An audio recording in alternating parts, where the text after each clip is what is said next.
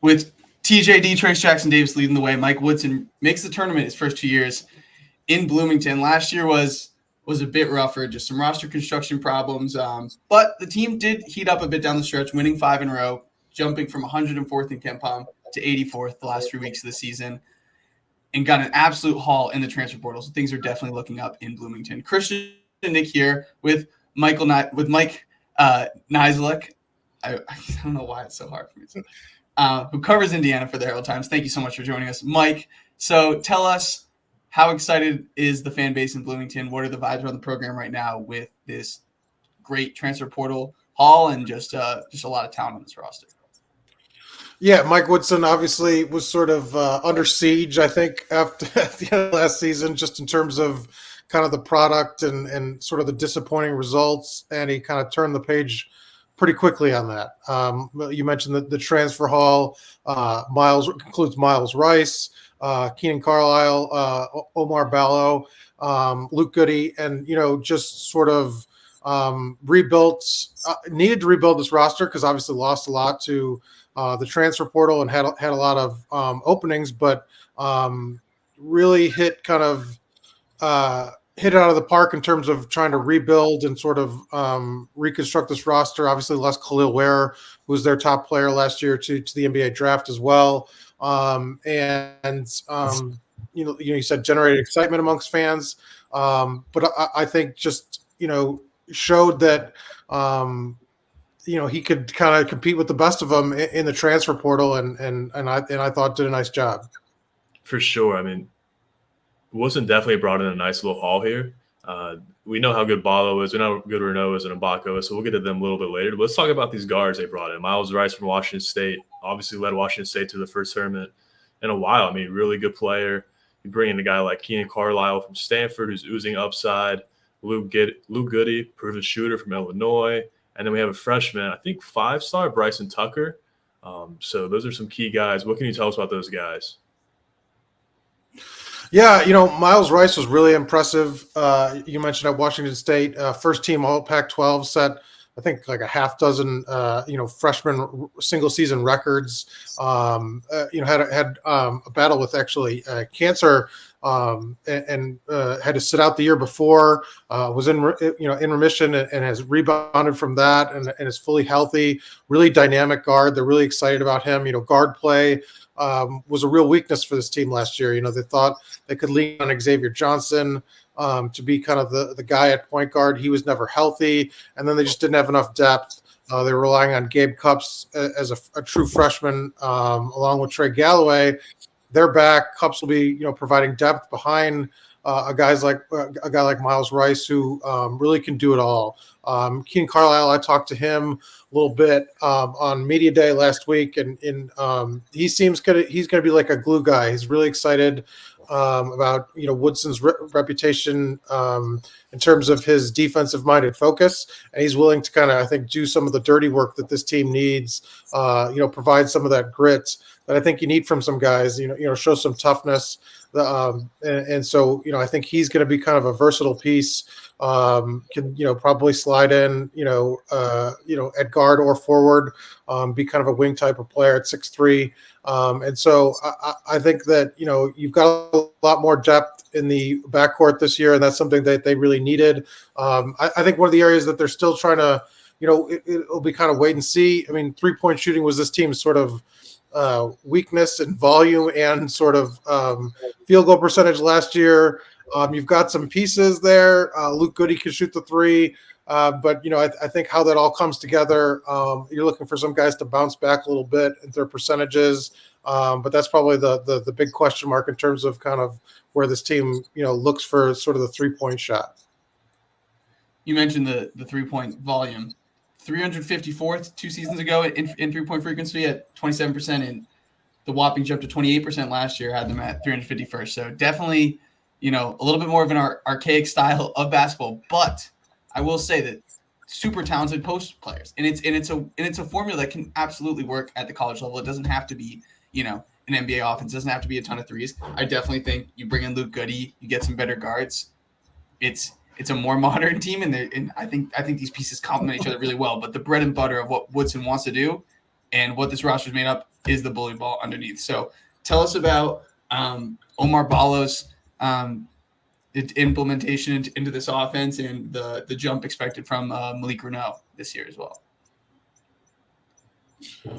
Yeah, Ballo, a double guy, obviously well traveled, having played at Arizona and Gonzaga.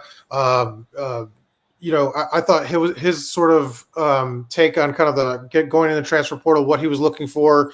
He played Khalil Ware when Ware was at Oregon as a freshman, and he said kind of seeing his development from that to where he went into the NBA sort of was a key thing in his process, that he saw what Woodson and his staff did for Ware, and he's like, well, that I think that could really help me. And so he arrives here and is their really kind of main big, and he'll play kind of next to Renew, who's a little more, they talked about maybe flexing him out a little bit. He shot not a huge volume in 3-point shots last year, but what he did was, a nice percentage, and they think they can lean into that a little bit. With Ballo, he's not going to probably play as much minutes per game as Ware did. Ware, was comfortable, really taking on a heavy workload. Ballo's kind of career average the last 2 years around 26 minutes. So they are going to play smaller, I think, when he's on the bench. But when he's on the floor, like you said, kind of bully ball, and that he's going to, they can run the offense through him, and they've kind of proven that they know how to do that, really effective, rim protector. He's going to give this team, what they need to sort of replace Ware when he's on the floor. But I think when he's on the bench, you're going to see a little more of that modern style, because I think that's what, Woodson's wanted to do last year and just couldn't. That's what he did in the NBA. Go a little smaller, obviously, shoot a little more high volume 3-point shots. And so I think you're going to see sort of a mixture of styles a little bit this year, especially with, Ballo, like I said, not a guy, I think 5 times in the last 2 years has played back-to-back 30-minute games, so he's a guy you're going to have some more time to experiment with other lineups, I think. And that's what Woodson's going to have to do. For sure. I like Mbako a lot. Last season, he was 32.7% from three, closed out actually 38% in Big Ten play. So the shooting improved a lot as a true freshman. What do you expect from him this year in a year two jump? And just to add on to that question, do you see him as a guy who's playing the 3 or the 4 more? I know you mentioned when one ball is off the floor or not. I think that's a big point of contention as well. Yeah, I think both. I think when Ballo's off the floor and they try to go smaller, Mbako is a guy that they're going to lean on to play the 4 in those small lineups. He was a guy that looked really uncomfortable in November last year as a true freshman, and needed time to sort of develop. Woodson kind of preached patience and said, ignore the star rating and try to take the pressure off. But I think he felt it, that he was trying to maybe do a little too much or make too much of an immediate impact, just because he was a starter from day one and they were looking for him to make those contributions.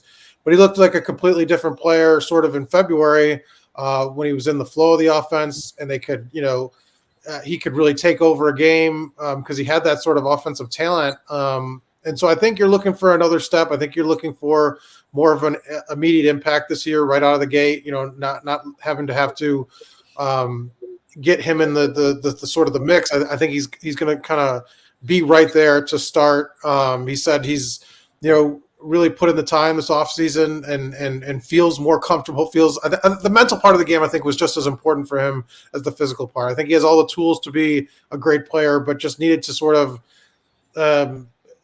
figure out the college game. And for every player that makes an immediate impact, there are guys that sometimes it takes time. And I think he was one of those guys that needed, a month or two to really feel his way out. I think you're looking for him to improve kind of his shot and be more confident.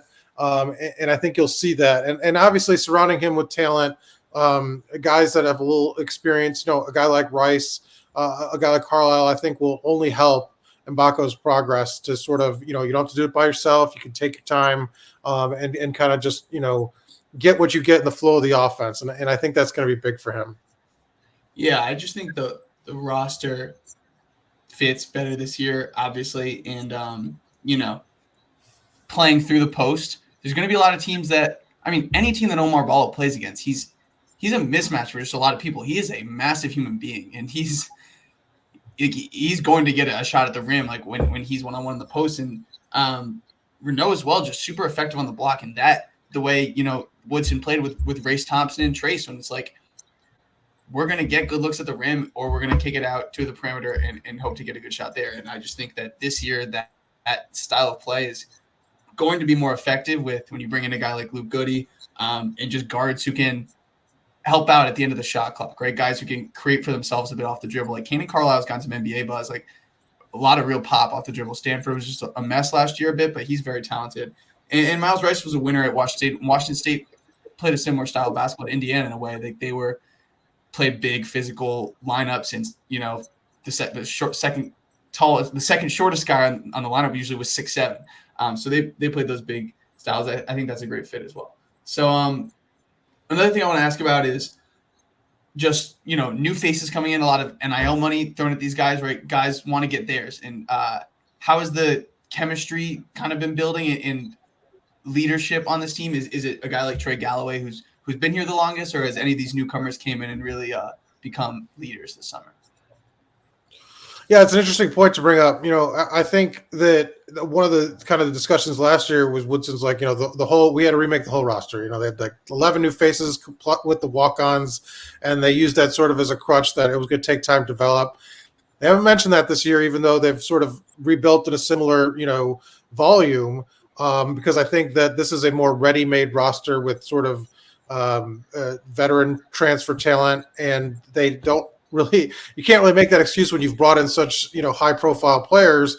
But I think the focus in the offseason, one thing players talked about last week was doing more team building in the offseason, trying to get to know each other a little more off the court, as opposed to last year that maybe they didn't have that cohesion kind of right off the bat last year, and that they needed to sort of focus on that with all those new faces. I don't think this team's lacking for leadership. You mentioned Trey Galloway. Anthony Leal is a guy that, production-wise is not going to be at the top of the stat sheet, but is a guy, is a fifth-year senior, a local kid from Bloomington, who's, along with Galloway, Indiana means everything to them and the university, and they're kind of at the top, and they're going to provide that kind of, I think, steady hand. But I think on the court, you talk about a guy like Miles Rice, what he's been through, a little bit older since he did have to sit out a year. I don't think you're lacking for leaders, but they did make a conscious effort sort of in the offseason to sort of address that chemistry issue, because when you have a whole new team, 7 new guys, 8 new scholarship players, I do think it has to be an emphasis that you can't just roll onto the court at the end of October, beginning of November, and say, like, we're a ready-made team. I think you do have to put the work in, and I think it's something they learned a little bit last year, that they just couldn't do that on the practice court. And so I think that has been a focus to try to have more chemistry right off the bat. For sure. And we kind of talked about this earlier, but the biggest thing for me besides shooting is just the depth. Like, they have depth. They have good bench minutes this year. Like, Woodson can go to his bench and play guys like Gabe Cups is like the 8th or 9th man on this team. And, he got thrown in starter minutes last year because of just everything going off Xavier, and everything is a lot for a true freshman. And you got Anthony Leal, who just, loves Indiana basketball, coming in as like the 9th man. Do we think Carlisle will start ahead of Galloway, even though Galloway's been in Indiana for so long? Or do we think Woodson would use him as like the 6th man off the bench, just come in with like electricity and, fill it up like that? Yeah, I think that's sort of an open question. It's hard to say right now because Galloway also has been injured, recovering from a meniscus injury. So he's kind of been working his way back, and he hadn't been fully cleared to the start of practice this week. And so do they use that as sort of, giving him some time to kind of get back in the swing of things? They do have an exhibition against Tennessee. I think that'll be sort of a good benchmark to kind of see. We don't get to see practice, unfortunately. Don't have open practice sessions here. They close. They do things behind closed doors. So that'll be to be watched. But I think the ultimate thing for this team, and I say this a lot with football, with kind of you look at the snaps at the end of the game, or you look at the kind of the minutes at the end of the game, right? Like, if Galloway doesn't start or Carlisle doesn't start, they're still going to be, I think, two key pieces, and whether whoever's in the starting lineup, whatever lineup they go with, those guys are going to play big minutes. It would make sense to me to have Galloway in the starting lineup just as that sort of veteran presence and guy that's been here for 5 years now, and Carlisle coming off the bench as kind of your key six man to provide that defensive sort of lift off the bench and offensive punch. But I can see him going either way. But like I said, they're going to have a lot more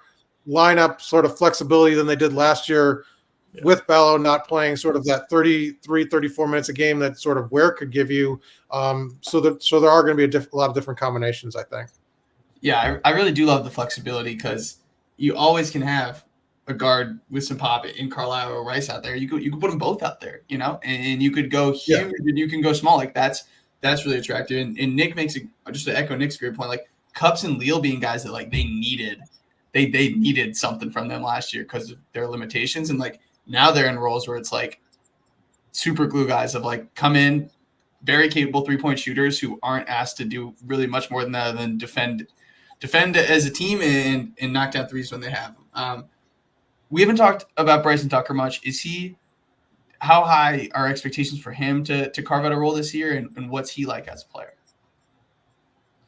Yeah, I think it's going to be similar where Woodson sort of says, like, look, I know what his rating is, but sort of like he's a freshman and we're not going to throw that all on him. I think that Woodson's very much in that sort of mold to protect his younger players. I think they can be patient. I think he is a player that has the sort of a versatile skill set where he could come and can contribute.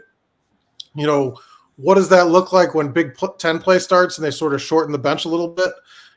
Woodson said, I would love to play 10 to 11 players consistently throughout the year. Sometimes you don't really get to do that. And so, he mentioned doing that in the past in the NBA when we had that kind of team to sort of do that with, but, he's going to probably wait and see. And I think, they'll pick their spots in non-conference play to sort of get him good minutes, get him ready, get him experience. And then it'll be up to sort of how, we'll see what he's ready for and what he can bring to see if that role sticks kind of in Big Ten play. Because I do think that he likes to shorten the bench a little bit, and it will just be based on how he's playing and what he feels comfortable with. But I do think they'll sort of try to take the pressure off right off the bat and say, look, whatever you give us is kind of a bonus here because we do have a bunch of guys. We have depth and we have a good starting lineup that can really give us the offensive production we need, that you can just sort of come off the bench and do what you feel comfortable with. Last question for me, and let me say this before I ask this question. I'm a Mike Woodson guy. I like him. Obviously, Indiana is a premier basketball program in the country, one of the biggest ones. Assembly Hall, everything. Like, we get it. Round 1 in 2022, round 2 in 2023, and the last season he missed the tournament. With this talent coming in, with the NIL money spent into this roster, is this a make or break season for Woodson? Yeah, I mean, I think the expectation is that it's a not even just tournament team, but probably win a game or two in the tournament, team with what they've sort of done. I don't think the fans would be happy with anything less. I don't think he would be happy with anything less. And I think they need to compete for the Big Ten title too. I think that's what he's talked about. He said wants to hang banners and he's not sort of he was very disappointed with how last year finished. And obviously the fan base was too, but I don't think there's any way where you can kind of talk about, the resources they have available, what they sort of put in and got out of the transfer portal to say like, they don't have the excuse anymore of injuries because, like we talked about with the depth, and I mean he's gotten everything he's wanted. So I think that the seat would be very hot at the end of the year if he doesn't this roster doesn't come together and push this team back to the tournament. Two quick hitters to finish up with. One, we didn't mention Ja'Kai Newton or Langdon Hatton, the Bellarmine transfer. Are those purely backup depth options, or have you heard good things about them and think they could factor in? Yeah, I think Hatton would fall in that category as sort of a depth guy, especially, foul trouble. Khalil Ware had a couple games last year where he missed and they needed a backup center like a Peyton Sparks. I think that's sort of what you look at for Hatton. For Newton, He's sort of in flux. He was been injured basically since he got on campus. He's tried to recover from kind of multiple knee surgeries. He said he's sort of good to go. Woodson sort of pumped the brakes on that and said it's been kind of difficult to get him back at practice kind of consistently, sort of with the off-season work they've done. So I think that, the hope is for him to sort of be on the floor and get some minutes, in the sort of weeks to come here, especially in the non-conference schedule. But I think the expectations are low just in terms of he hasn't played basketball, and he went almost like a full year and a half without playing. So, I mean, it's going to take some time for him to kind of get back in the swing of things because he hadn't been fully cleared to the summer. And like I said, had 2 surgeries. And so I think, just sort of wait and see with him and just they're hoping to kind of get him back in the flow just because he hasn't been healthy. Right. And then last one, you bring in Luke Goody from Illinois, your neighbor state, a Big Ten rival. Curious what the process, his transfer portal process was like. Was he like, I want to stay in the Big Ten? And I assume a big part of him seeing Indiana and wanting to be there, other than how much money he probably got, but also just the fact that this team was clearly in need of 3-point shooting, and he's a fantastic 3-point shooter. So it's like, I can really make a difference on this team because I'm exactly what this team needs. Yeah, I think it's funny. I do laugh. I think when people say like, "Why did he transfer?" I was like, "Well, it's like all these guys are getting good offers from Indiana in terms of what they can provide." But I think that he really liked Mike Woodson's sort of a vision for him that he could be a sort of spot up guy and provide shooting for this team and really have a role, carved out and defined role. And then I think he really liked. Kind of how the roster came together, playing alongside a guy like Malik Renew, playing along Omar Ballo, that's sort of when you're a veteran and you're sort of in your last year, how do I be successful? And I think he could envision himself sliding in here into the lineups that, they had with the talent that they got and then been like, I can really provide something and I can really be successful here. So I think that's what it was for him. And obviously, team success, I think this team has a shot with what they brought in to be successful. And I think that drives all these guys that they thought that they could lift up Indiana. And I think that means something. Yeah, 100%. We've done a lot of these Big Ten teams so far, and every time it's just like, this league is going to be an absolute monster. It's just so wide open. There really doesn't seem to be a legitimate bottom, and Zach Edey's gone. It's going to be a lot of fun. Before we get you out of here, any from that media day, any other interesting nuggets or notes that we should all know about? Not particularly. I just think this team is desperate for, the fan base, especially, after last season, is just really hoping that to see an improved product on the court. Mine's on football. But in terms of just, you mentioned kind of the being so far down in 3-point production and volume, and just, it was kind of a sluggish go last year. And I think that the style of play, the sort of the guys that they got, I think that, Indiana fans are sort of excited to sort of enjoy the product on the court a little bit more this year than they did last year, that it won't be such a slog, especially after some of the injuries that they suffered last year, that it was really, the product wasn't great on the court at times. And I think that's going to be a difference this year. Absolutely. Well, thank you so much, Mike Niziolek. Nailed the last name this time. Appreciate you. It should be a fun season in Bloomington. And thank you again for your time. Anytime, guys.